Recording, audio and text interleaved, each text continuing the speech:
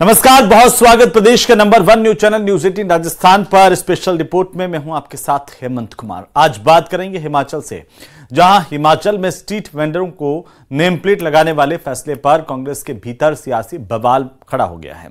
हिमाचल सरकार में मंत्री विक्रमादित्य के इस फैसले का असर यह हो रहा है कि बड़े पैमाने पर अल्पसंख्यक समाज के नेताओं में नाराजगी देखी जा रही है और इस नाराजगी का असर यह हो रहा है कि मंत्री विक्रमादित्य को जहां सफाई के लिए आना पड़ा, वहीं हिमाचल प्रदेश कांग्रेस के प्रभारी राजीव शुक्ला भी इस मामले पर एक्शन में आ गए हैं। रिपोर्ट देखिए।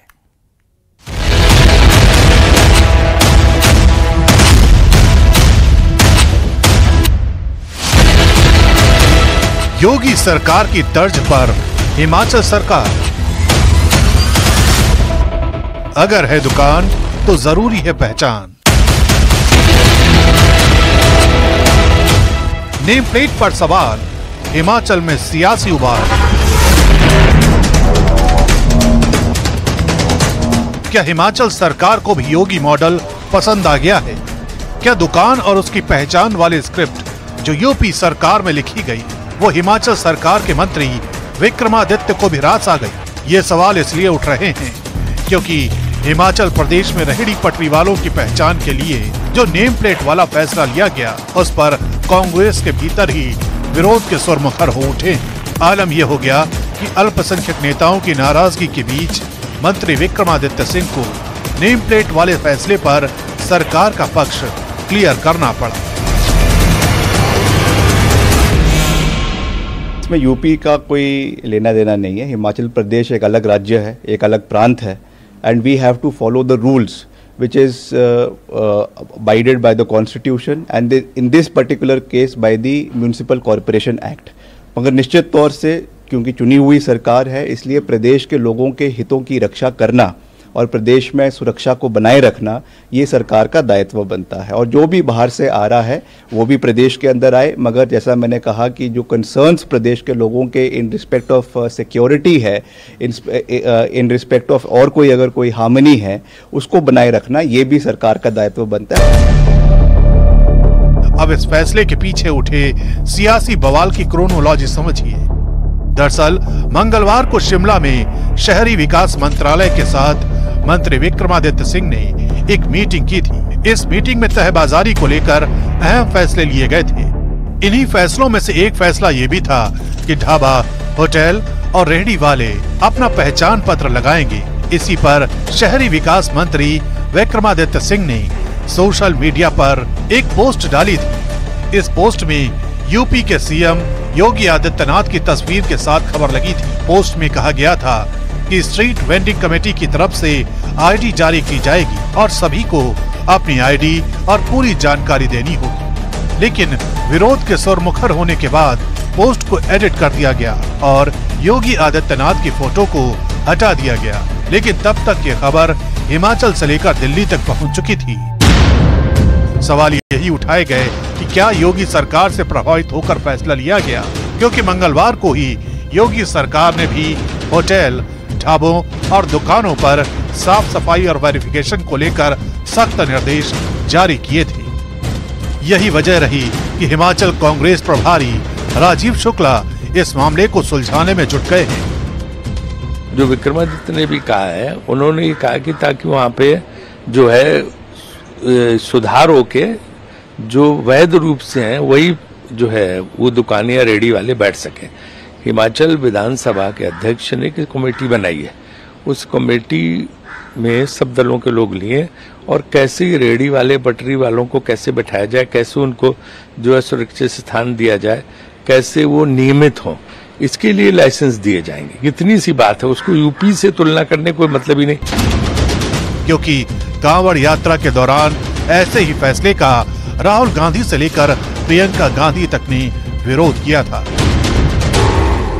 अब देखिए, जो निर्णय योगी आदित्यनाथ जी की सरकार ने उत्तर प्रदेश में लिया था, restaurant, street vendors, edible items बेचने वाले लोगों के विषय में कि आइडेंटिफिकेशन दिखाना पड़ेगा, नेम बोर्ड लगाना पड़ेगा, कुछ मेंटेन करना पड़ेगा, स्टैंडर्ड्स ऑफ हाइजीन एक्सेट्रा, उसी को कांग्रेस पार्टी ने भरपेट गालियां दी और आज वो हिमाचल की सरकार ने कहा कि इसको हम लागू करेंगे, बहुत अच्छा कदम है, कंज्यूमर के इंटरेस्ट का है, पब्लिक के इंटरेस्ट का है। विक्रमादित्य जी ने इसकी अनाउंसमेंट की। हाल ही में शिमला के संजौली में कांग्रेस को मस्जिद विवाद की चुनौती का भी सामना करना पड़ा है और अब नेम प्लेट विवाद को लेकर कांग्रेस में दो फाड़ जैसी स्थिति है। यही वजह है कि कांग्रेस को डबल गेम वाली राजनीति के आरोपों का भी सामना करना पड़ रहा है।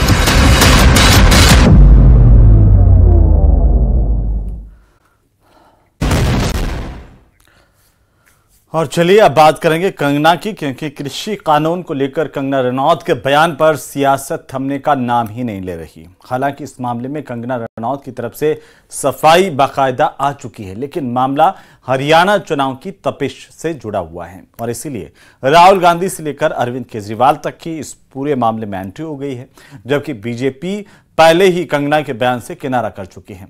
ये रिपोर्ट देखिए।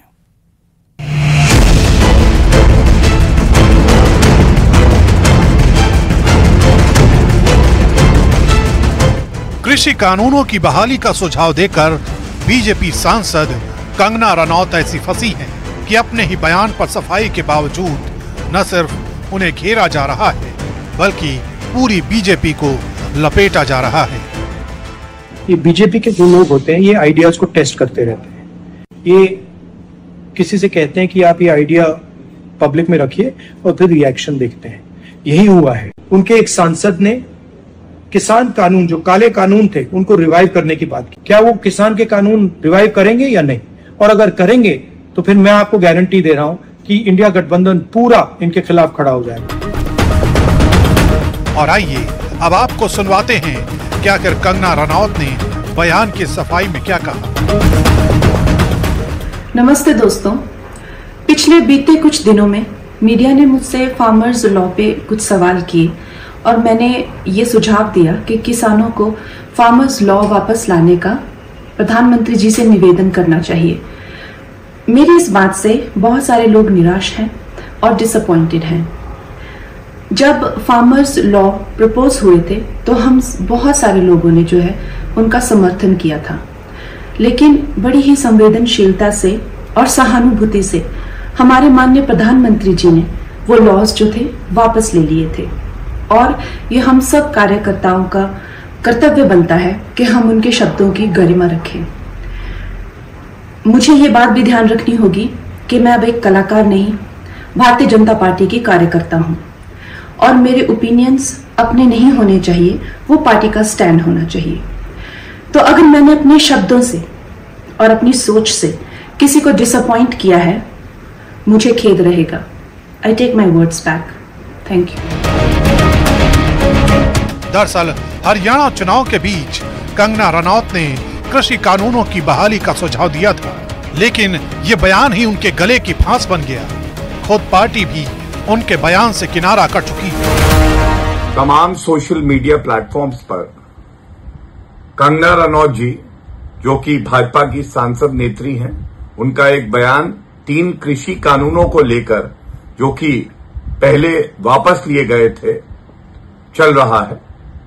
मैं बिल्कुल स्पष्टता से कहना चाहता हूं, ये बयान कंगना रनौत जी का व्यक्तिगत बयान है एवं भारतीय जनता पार्टी की तरफ से ना कंगना रनौत जी ऐसा कोई बयान देने के लिए अधिकृत हैं और ना ही उनका बयान, जो पार्टी की सोच है 3 कृषि कानूनों को लेकर, उसको दर्शाता है। इसलिए उस बयान का हम खंडन करते हैं। लेकिन विरोधियों के लिए बड़ा मौका था, इसलिए कंगना के कंधों पर सियासी बंदूक रखकर पीएम मोदी को टारगेट किया जाने लगा। भारतीय जनता पार्टी की एक बहुत बड़ी और सीनियर नेता कंगना रनौत जी ने मांग करी है कि तीनों किसानों के कानून वापस लागू किए जाएं। कौन कौन चाहता है कानून आने चाहिए? नहीं आने चाहिए ना? नहीं आने चाहिए ना? लेकिन यह दिखाता है कि उनकी मंशा है कि तीनों कानून वापस आए। जैसा भी सुशील गुप्ता जी ने बताया, आज खट्टर साहब का बयान आया है कि शंभू बॉर्डर पे जो बैठे हैं वो किसान नहीं है, वो नकली हैं, वो फर्जी हैं। इस बार जब बटन दबाने जाओ ऐसा बटन दबाना कि खट्टर साहब को लगे वो असली खट्टर नहीं है, नकली खट्टर है। कंगना रनौत का आज बयान आया है कि दोबारा से 3 कृषि कानून लागू करने का समय आ गया है। हरियाणा में बोले जीतते ही तीनों कानूनों को लागू करेंगे। कंगना रनौत का बयान है। मैं कंगना रनौत जी को कहना चाहता हूं, आज स्टेज के माध्यम से चुनौती से प्रेस वाले नोट करें, आप कह रहे हरियाणा का चुनाव जीतते ही तीनों कानून को लागू करेंगे। मैं कंगना रनौत जी को कहना चाहता हूं, हरियाणा में कांग्रेस पार्टी की सरकार बनेगी, बहुमत से हुड्डा साहब के नेतृत्व में सरकार बनेगी और उसके बाद देश में कोई ताकत नहीं जो 3 कानूनों को लागू करके दिखाएगा। चुनौती देते हैं हम यहां से। दरअसल कृषि कानूनों को लेकर बड़ा सियासी घमासान पहले ही हो चुका है। दबाव इतना बढ़ा था कि इस मुद्दे पर बीजेपी को बैकफुट पर आना पड़ा था। यही वजह है कि अब कंगना के बयान को हरियाणा चुनाव में बड़ा मुद्दा बनाया जा रहा है।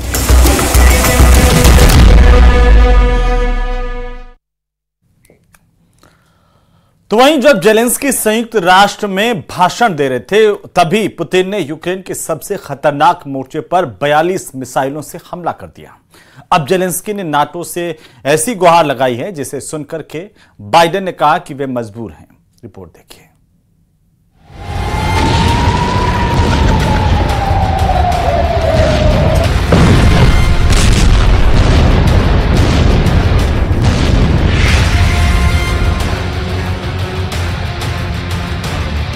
War can't be calmed by talks. Action is needed. Putin के खिलाफ जेलेंस्की के सुपर 11।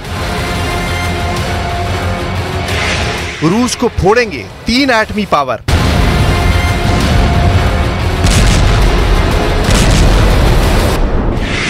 पुतिन पर होगा एक्शन, वर्ल्ड वॉर की टेंशन।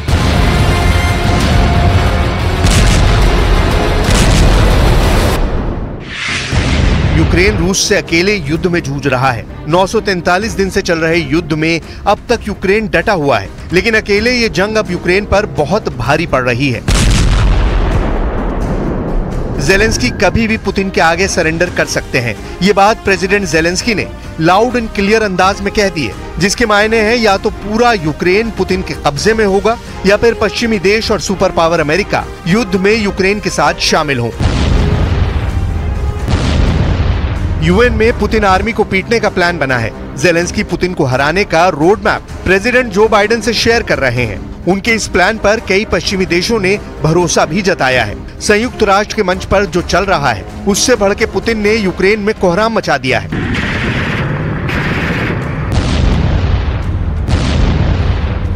जब यूएन में जेलेंस्की पुतिन के खिलाफ मोस्ट पावरफुल गुड बनाने की अपील कर रहे थे, तब रूस की सेनाएं डोनेस्क और खार्किव को दहला रही थी। प्रचंड मिसाइल अटैक से डोनेस्क में आधी रात से शुरू हुआ हाहाकार बुधवार की सुबह तक चलता रहा। पुतिन आर्मी ने बैटल ग्राउंड में बढ़त बनानी फिर से शुरू कर दी है।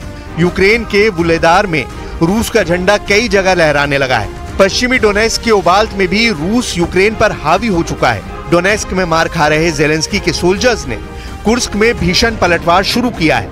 यूक्रेन ने टोरेत्स्क और वोवचांस्क फ्रंट पर भी रूस को दहलाया है। बुधवार 25 सितंबर की सुबह रूस ने यूक्रेन में S-300 से मिसाइल दागी है।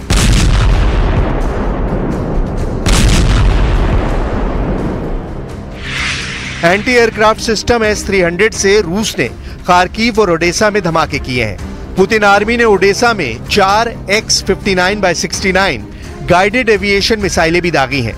रूस के फाइटर ड्रोन स्ट्राइक को नाकाम करते हुए यूक्रेन ने 28 ड्रोन मार गिराए हैं। ज़ापोरिजिया में रूस की गोलाबारी में यूक्रेन के एक नागरिक की मौत हो गई और 7 से ज्यादा लोग जख्मी हैं। ज़ापोरिजिया अटैक के बाद की ये भयानक तस्वीरें हैं, जहां पूरी इमारत को रूस ने एयर स्ट्राइक में जमींदोज कर दिया। हवाई हमले के बाद भीषण गोलाबारी हुई, जिससे पूरा इलाका थर्राता रहा। गोलीबारी रोकने के बाद यहां राहत बचाव शुरू हुआ, जहां मलबे से दबे एक आदमी का शव अब तक निकाला जा सका है। रूसी रक्षा मंत्रालय ने हमले का ये वीडियो जारी कर जेलेंस्की की बयानबाजी का जवाब भी दिया है। रूस की एयर स्ट्राइक के वीडियो में दावा किया गया है कि 100 मोर्चे पर यूक्रेन आर्मी की जमकर पिटाई की गई है।